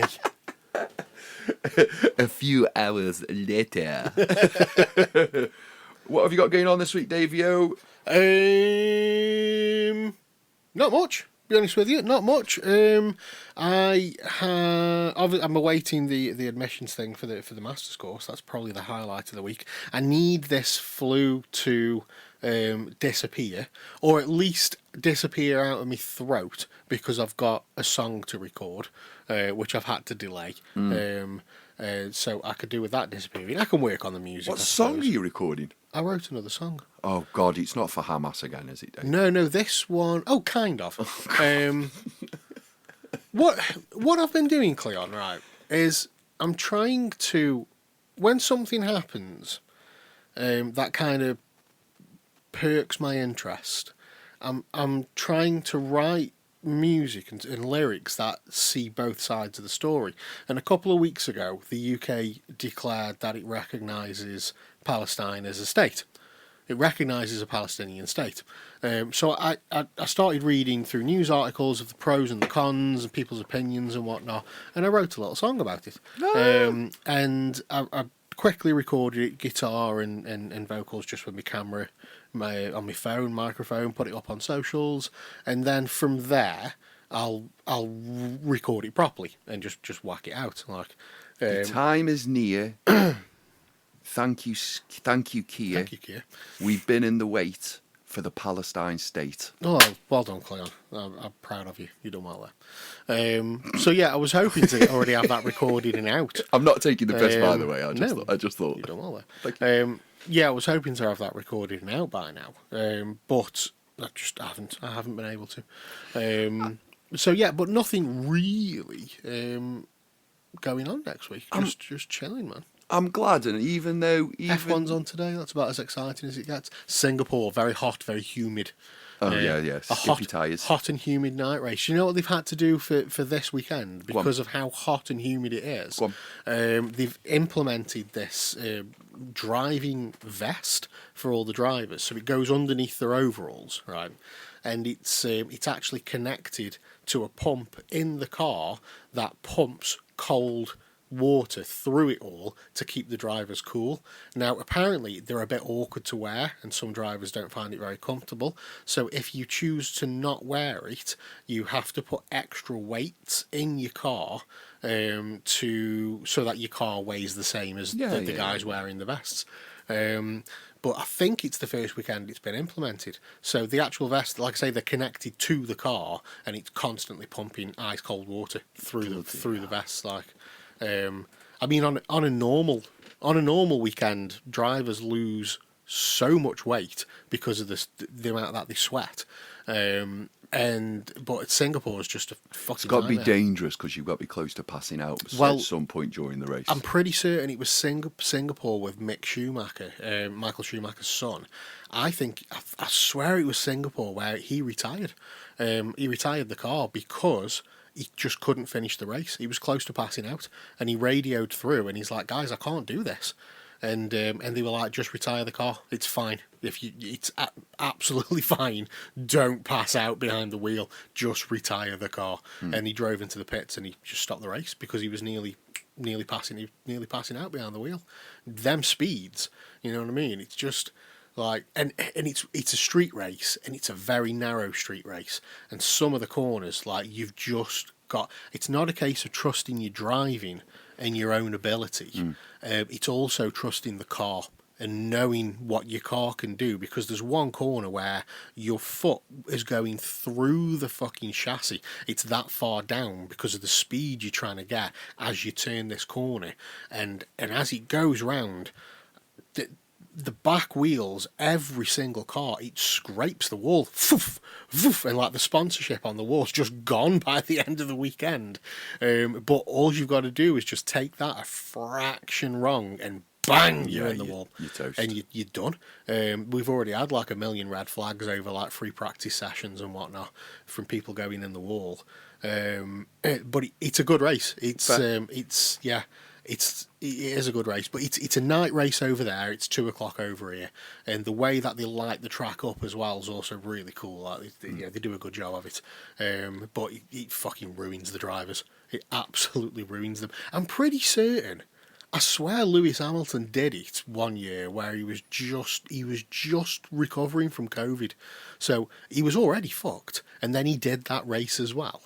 Like, the end of the race, it was just like, I mean, he turned white, clown. It was just fucking, the colour had drained out of him. Yeah, it's a tough one. And today, I'm going to Comic-Con. Oh, up at the Potteries? Yeah, I I'm forgot going that was a with thing. my mate. With my little mate. With my little mate. With my little mate, Easy. He went yesterday, he met the character from Five Nights at Freddy's. Oh, okay. Which is really big with kids. Yeah, That yeah. horror thing is. It's massive. Do you know what I've got? I've got something that he might like.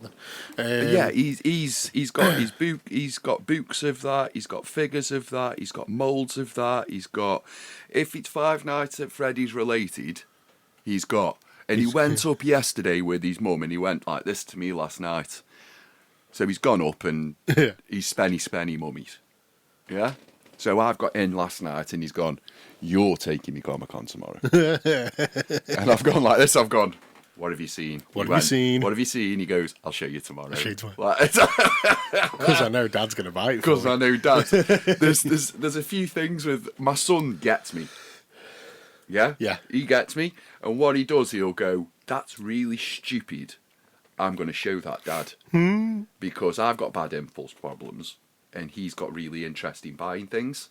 So he'll go, like, you know what we're like as blokes? Like, let's say the Ozzy Osbourne vinyl. Yeah. He'll go, and I'll go, Ooh.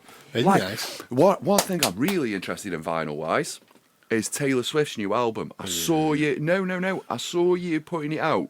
And I watched the Graham Norton show. Right. And did you see it? She was on there. I was more interested in Lewis Capaldi having a go at Leeds. But Yeah, anyway. what are you fucking playing at? So he had a... she was on there. She was talking about the vinyl, and that woman does put a lot of effort into vinyl. You could see it in her voice. She puts a lot of effort into writing really shit songs as well. Mate, come on, you can't knock a Tay-Tay. Tay-Tay's too big now. Do you know what? Right, Tay-Tay is too fucking big to knock. She's done some absolute bangers. And for listeners of this, please, Dave didn't mean it. He's really sorry. I'm not. Please don't target us. Stop it, Dave, because the Tay-Tay fans are worse than the Beehive. One of the tracks, right, it's like a fucking 12-year-old's written the lyrics. It's fucking terrible. It's really bad. Like, it's... oh, God, it's just... You should start trying to write like her. She's like an adult baby. But she's successful. I know she's successful. She's not a little bit successful. I'm not knocking Tay-Tay's success. Tay-Tay's bought vinyl back in. I'm not knocking the success at all. The woman's done really fucking well for herself, but and she's written some bangers. Like there's some Taylor Swift songs. Style. I think it's called Style. It was on Blank Space. It was on I think it's the 1989 album. It's a fucking banger. It's like an electro pop banger. Like, it's brilliant. Love that song. But the last couple of albums, like I listened to some of it yesterday, and admittedly, you know, I was all flued up and feeling sorry for myself, so maybe I didn't listen to them properly. I did. They were shit, Cleon. Fuck me. He doesn't mean it, Tay-Tay fans. It's the lyrical content. Or Swifties or whatever you're called. It's lame. It's like... You're not a girl. It's like an elder millennial trying to be Gen Z. It's like an elder millennial trying to be cool. And, like, it doesn't... Oh, no, it's really bad. I was watching it just talking about the vinyl and not her music. And I'm sure she's lovely. I have nothing against Taylor Swift at all. Tay-Tay, I think you're mega duck. I think you're mega. If you want to invite me for tea, I am available to come and sit with you and Travis and to have a chat over a bit of tea. And for the record, I don't think I can do any better, by the way. I'm not saying like I can write better songs than Taylor Swift. Because a lot of people turn around and go, well, you do it then. Because no, I'm not saying that, but no, it's just Hey, I think the same about Michael Jackson. it's fucking awful. It's just one verse. High heels on. Yeah, but then that's just repeated. Give me fever like I've never ever known. Brilliant! What a great opener! And then all you do is repeat the great opener over and over and over and over and over and over and over and over and over and over again. Do you know? And every song's the fucking same. Anyway, so Tay Tay is on Graham Norton's show. Toto wrote the bulk of his songs. You know? Do you know that? Oh, he only wrote the first verse. He thought he had a bit of a Lennon McCartney relationship going on with Jackson, and when he sent him the lyrics, waiting for Jackson sending the lyrics back, Jackson just went, "Nah, that'll do." Anyway, so Tay Tay was on the Graham Norton show because it's one opening great lyric repeated over and over and over and over again. Anyway, so Tay Tay was on the Graham Norton show, and she was talking about the poem that sits within inside the vinyl. So, in the vinyl copy of Tay Tay's new album, Okay. you've seen it? I haven't. You haven't? Okay, I thought you'd open the vinyl. No. Within that vinyl record, you've got a poem. Now, in some of the vinyls, the poem's different. Oh God. Yeah, but she gets the vinyl community. She gets the In some of the gatefolds, the poem's different because Taylor Swift fans are fucking crazy, so they'll want to go and buy every version to see if they've got to try and get every version of it. And then what was the how did Wu-Tang Clan? What was the how Wu-Tang does Clan? Taylor Swift how does Taylor Swift sell so many records? It's because she does 7 different You're just variants. fucking moaning now about She does Taylor Swift. 7 different no, this is what I'm moaning about, right? I'm moaning about when people have got children, young girls who love Taylor Swift, right? They love Taylor Swift, and she's charging $39.99 for a record. Okay, so you go to the shop and the record's $39.99 and you go, it's a lot of money, but my daughter loves Taylor Swift, I'm going to buy it. And then you buy the record for your daughter and you take it home and you go, daughter, I've bought you the new Taylor Swift album on record. And then she goes, which variant? And you go, what? Excuse me? Is this the in the woods brown, or is this the fucking monthly red, or you know what the fuck, like which version is it? And then mummy and daddy have got a really upset little girl because she wants all 7 versions of this record. So why does she sell so many records? It's brilliant marketing. I am not knocking her for the marketing. It's fantastic, right? But why does she sell so many records? It's because at least every album that sells, you actually sell 7 because there's 7 different fucking versions. Right? Taylor Swift's Midnights, okay? Taylor Swift's Midnights, 4 different versions. The back cover, right? When you put all 4 of them together, it creates the image of a clock. Yeah. Okay? So people want all 4 versions so they can put the back covers together and make the image of a clock. Lovely. Tell you what went wrong with that? The printing. One of the versions printed the wrong back cover, so they all had to be recalled, but people had already bought them, and then they had to go out and buy the other version. Oh, look, she just sold more records. I think it's absolutely, and this is not just Taylor Swift, this is any band. I was going to say, I can see about 7 of the same. I can see loads of the same examples all here. Where? So the Beatles. Okay. So the Beatles in mono. The Beatles in mono, the red box. Okay, so that's 2 completely different box sets. So the Beatles in mono is the mono versions of the UK released albums. Yeah. The red one that's next to it are the American albums, which were different Are to the different songs? different albums. Oh, okay. No, yeah, well, some of the songs are the same, but they're different mixes. Yeah. So the audio's different. Yeah. It's kind of the same. It's not the same. It's- It's completely different. It's not the same. When she's putting out 7 different versions of the same album, they are different albums, different track lists, different mixes, different mastering. It is different. They're different versions. In the singles collection, Yep. is the songs on the single collection also in mono? The singles collection will have mono and stereo versions of the singles. Okay. Not all of the singles were on albums, so some of them you can only get by having the single. In the number 1 albums. That's Elvis Presley, and that's Oh, all, is that Elvis? That's all of his UK number 1s. Sorry, I thought that was Beatles. Sorry about that. And then that one. The red one with the red number 1. Oh yeah, it Yeah, is it's Elvis. I've just got you the devil in disguise and done that. So I think it's rife across every industry and every. What I Everything. don't agree with the Beatles is the price. That's fucking shocking. Like, so the Because new you could go get a Beatles album as a parent, and you could get home and go, "Here's your new Beatles album," and the kid go, "That's the wrong one. I actually wanted it in stereo." Yeah, but that's different mixes though, isn't it? That's a different version of the album. It's not the same album. Yeah, okay. It's not the same album. It really isn't, especially when it comes to 1960s releases, because people were still using mono primarily. So the mixes were, especially when it comes to the Beatles were involved in the mono mix, and when it came to the stereo mix, the Beatles went the pub. No, I am right about this. Yeah, The Beatles went the pub, and George Martin and the other engineers did the stereo mix, and they sound completely different. It's a completely different mix. Whereas with Taylor Swift or Billie Eilish or Youngblood, and now I like Youngblood and Aerosmith. Youngblood and Aerosmith have come together. I liked him up until currently. Youngblood and Aerosmith have come together and they've done an EP, 5-track EP, right? Now, you can buy from Aerosmith's website the EP on red vinyl. It's lovely, black sleeve red vinyl. You can buy it on Youngblood's site, white sleeve, silver vinyl. You can buy it on Aerosmith's and Youngblood's site on CD if you want. You can also buy it on black vinyl. I guarantee there's going to be an indie exclusive. So I guarantee when we get the pre-sales at the shop, there'll be another variant, indie exclusive. And it's like, Now, I think the difference with Taylor Swift fans and Aerosmith fans is, I think a lot of Aerosmith fans are not going to give a shit which variant they get. They just want the album.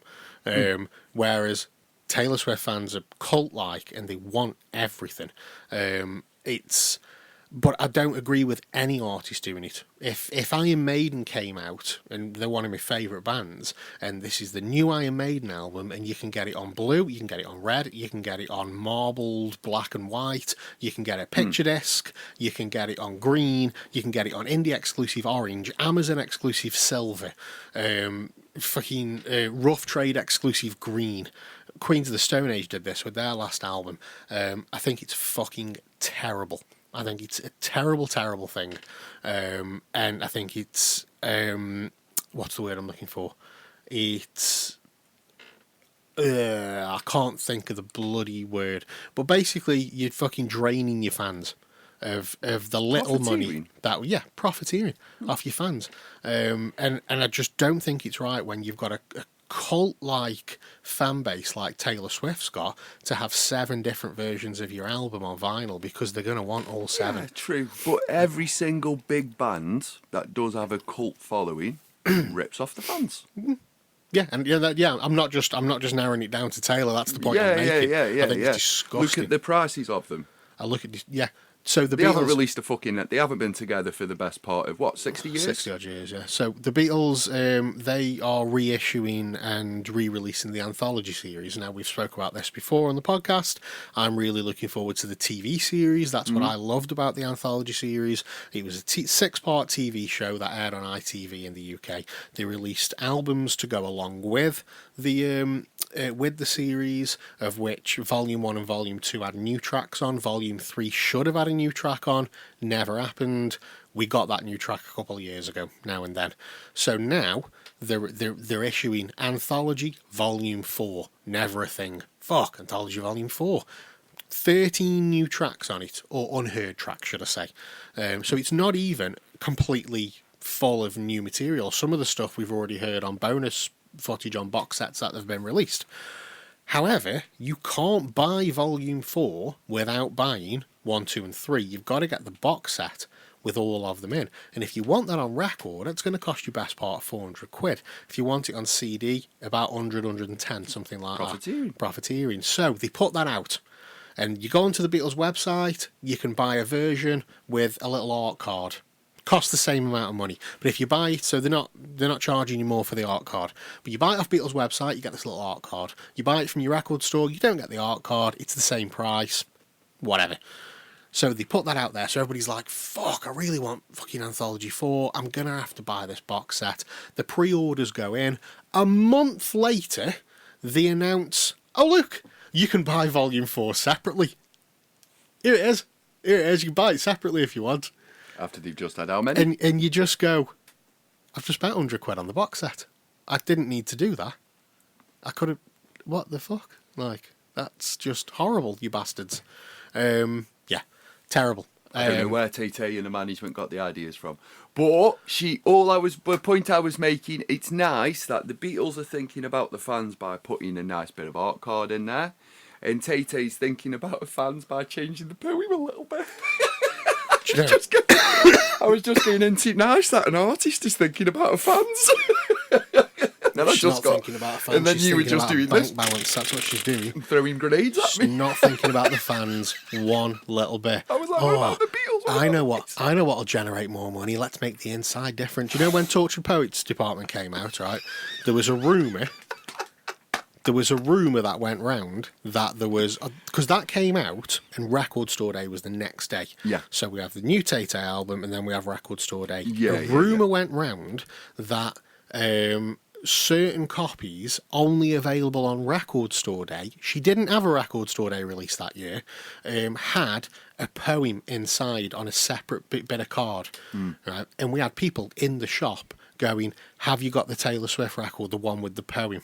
And we're like, what the fuck are you talking about? We got accused of not selling it to people because we wanted to profit. Somebody stood there and said, you're just not selling it, are you, because you want to profit from it? And we're like, mate, we've got no fucking idea what you're on about. Our album came out yesterday. It's not even a Record Store Day album. It came out yesterday, and we've got no idea what you're talking about. We haven't been told anything about this poem that's on a separate bit of card that's in a record. I think it's an internet rumour, and you need to get a grip. Right? So that flew around. People panicking trying to get it. It's just like, seriously, chill the fuck out. Do you know what I'm sick of musically? Go on. Take that. Oh, why? Sick of them. Because they're doing the circus tour again. It was a good tour. Well, yeah, but it's just them three, isn't it? The three of them doing the circus tour, yeah. Mate, they're turning into a bit of... they're turning into... I must admit... bit cabaret now. They're turning into Butlins nights. 9 o'clock. I did say to myself, why? When they announced it. It's not even like... I'd understand if it was like 15 years, the 15th anniversary, but it's not. It's not even like an anniversary. I know. It's like, oh, it's time for us to bring the circus tour back. What's up, lads? Did your last album not do as good as you thought it would, or something? Yeah, no. Like? What they've got is they've got the entire circus production stuff somewhere in a fucking shed. In a somewhere. shed. Gary's got it in his shed. Gary's got the circus tour in his garage. His missus has told him you got to get rid of it. Yeah, and he's gone, I know what we're going to do, guys. We're going to have to go back. We're going to bring the circus album back. That's what everyone wants. And if I see this on telly one more time, I'm going to take you back now to the 90s. I guess now it's time. With the two of them either side of him going, oh no, it wasn't good. Back for good. No. It's like, how much money? Are these guys in debt? Or take that in debt. That's what I want to know. The first question was... How much is the tax bill that these guys owe? Because they've been on tour now. Like, Gary don't pay it, does he? They got... No, that's what he says. So, they got back together. When did they get back together? Let's say 2005. 2005 they got back together. Yeah, no, the album came out in 2005, so they got back together before that. Did the documentary. Yeah. Documentary went through the roof. The only people that were surprised it went through the roof would take that. Was Gary Barlow going, I can't believe people still like this band that was a multi-platinum selling in the 90s. What always gets me is how more time has gone between the reunion and now than from when they split up in the reunion. When they split up in the reunion now, it's going too far. When that reunion happened and you look at them and go, oh, look at them, they're all grown-ups now. Look at them, they're like a man band, not a boy band. And now, like... When you actually go back 20 years and watch that documentary again or watch videos from the Beautiful World album, they look like children. Again. Yeah. Yeah. Gary's still fat. But so where was I? Where was I with that thought now? You don't like take that. Yeah, so we've gone back on tour with the Circus album. We've got back together. We've re-released. We've done a tour on all the old hits. Everyone's got together and we've had a bit of a karaoke night. 30th anniversary. Oh yeah, we'll just re-release the Nobody Else. We're moaning about Tay-Tay 2 minutes ago. 2 minutes ago. 2 minutes ago. It never got a vinyl release. Fucking come on. I know, but it never got a vinyl release. That's the same thing. It's not. It's the fucking same thing. It's not. It never got a vinyl release. Anyway, so we made a bunch of profit off the CD. We can't think of a new way to make a bunch of profit, so we're going to do this. I only bought the standard version. There was a 2-disc version with bloody other crap on it, and I was like, no, I just want the Nobody Else album. Just get the 2-disc version. Nah. It's got Gary singing, talking you to sleep. It's got Howard's solo album on it. It was really good.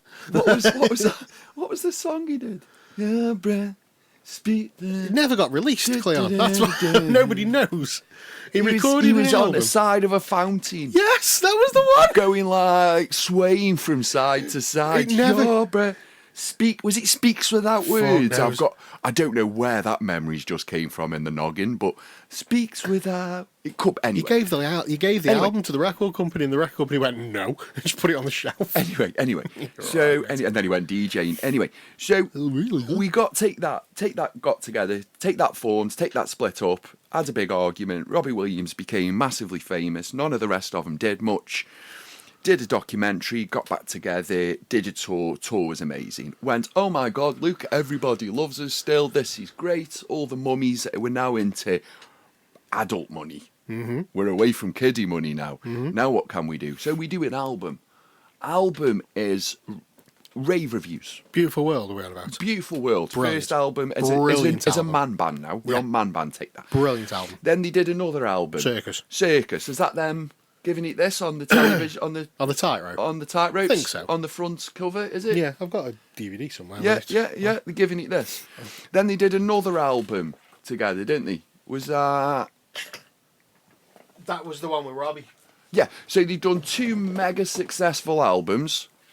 Yeah, there you go. They've done 2 very successful albums and they've matched Robbie Williams'. They haven't matched Robbie's success. Robbie, at that moment, Robbie's going through his breakdown stage fright thing.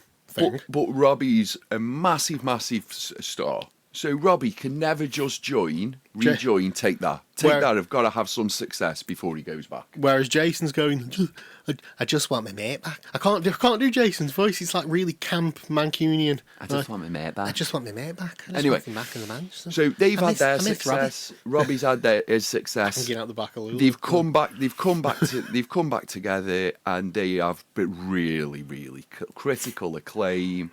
We've done this. And Jason and Robbie rightly went, we've done it, guys. That's it, yeah, we're done. We've done it. Yeah. We've got back. You've released an album. You've done a comeback. You've released an album. You've been mega successful. You've released another album, critical acclaim. And then what we've done, we've all come together. We've all wrote an album together, which we're all going to earn money off together for a very long time. And that was massively. And then they did a tour. And it was even bigger than the one before. Yeah. And then Robbie and Jason went, we're off now. We're done. We've done it. We've got back together. We've achieved where we were last time. Yeah. And now we're leaving. The flood. Banger of a song, man. Jesus. Amazing. But then Gary, Howard and Mark went, we don't like being at home though. And we're not comfortable with ourselves. We want to go on tour. And they went, when do you want to start touring? And they went, today. And they went, when do you want to stop? And they went, whenever. And I think they've earned the right to do that. I think they've earned the right to go on tour if they want, release albums if they want. The album that came after Progress, was it just called 3 or something like? Not brilliant. It was all right. The song which I... That one, I can't remember what it was called. The On Trampolines. Yeah, it was Out a bit of Our weird. Head was one. The one after that, Wonderland, I want to say, that was decent. That was all right, that album was. That was it was fine. Last one I've not listened to, but I think they've earned the right to just do what they want. I think they've earned the right to do what they and want. if the audience is there, why not? Yeah, but the audience is always going to be there because they'll go to an opening of a fridge. But all I'm thinking is, I would have just put it on ice. When they did the 5, I would have done nothing for 3 years. Nothing.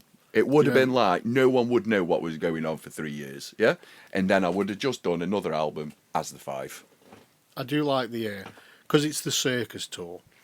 The question straight away was, "Oh, is Jason coming back?" And they were like, "I don't know, is he?" Jason, are you coming back, lad? But I just love, I really love like the honesty of the answers, and it's like, "Oh, will you have Robbie back on tour with you?" And it's like, if he wants, like, but yeah, I mean, if Robbie comes and goes, "Can I come on tour with you?" They'd go, "Yeah, sure, you come." But if he doesn't, it's fine. We'll just go do it. It's okay.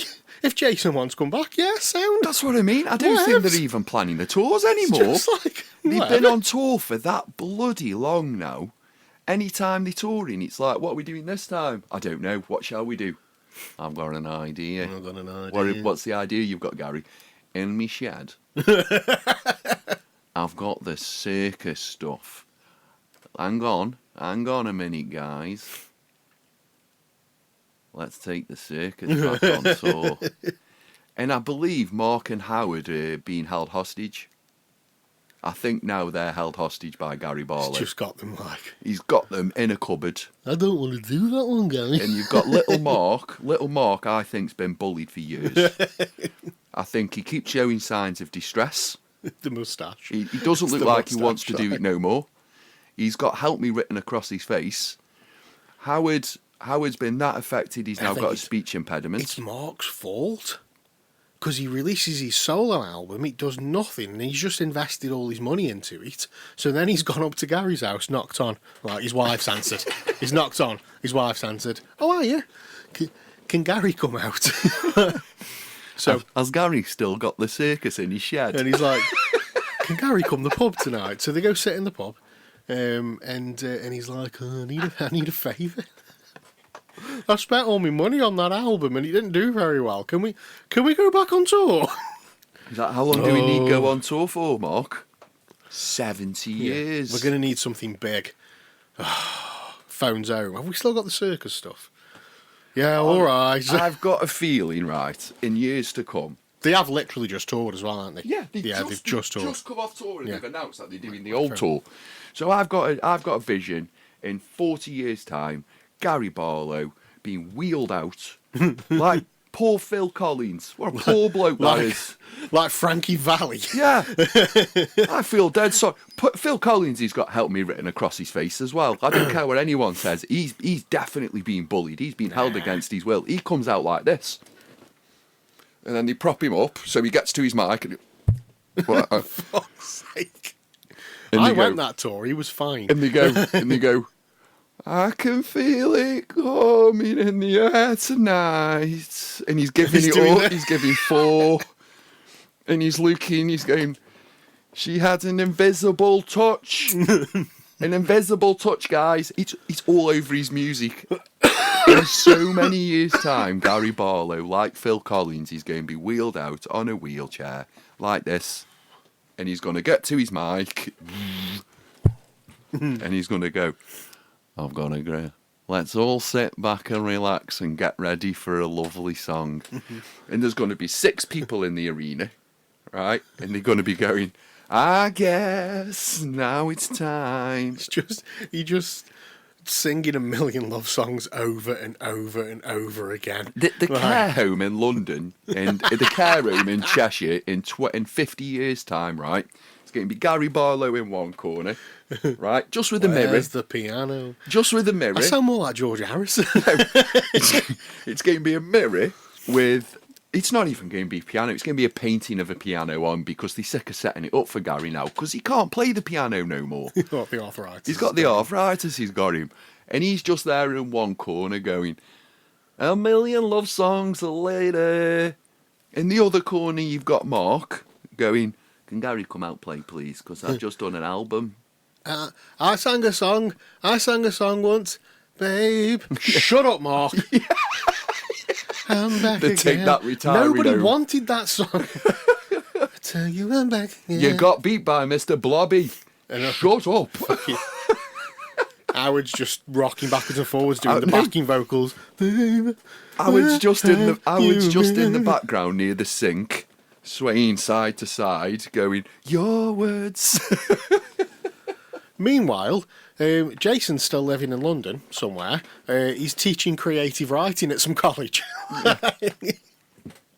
Robbie's in rehab Robbie's in rehab again. In LA. in LA somewhere at some weird Betty Ford clinic where he's got to have electrolysis or something weird going on with him. David Beckham keeps coming around to his house just doing keepy ups. Yeah.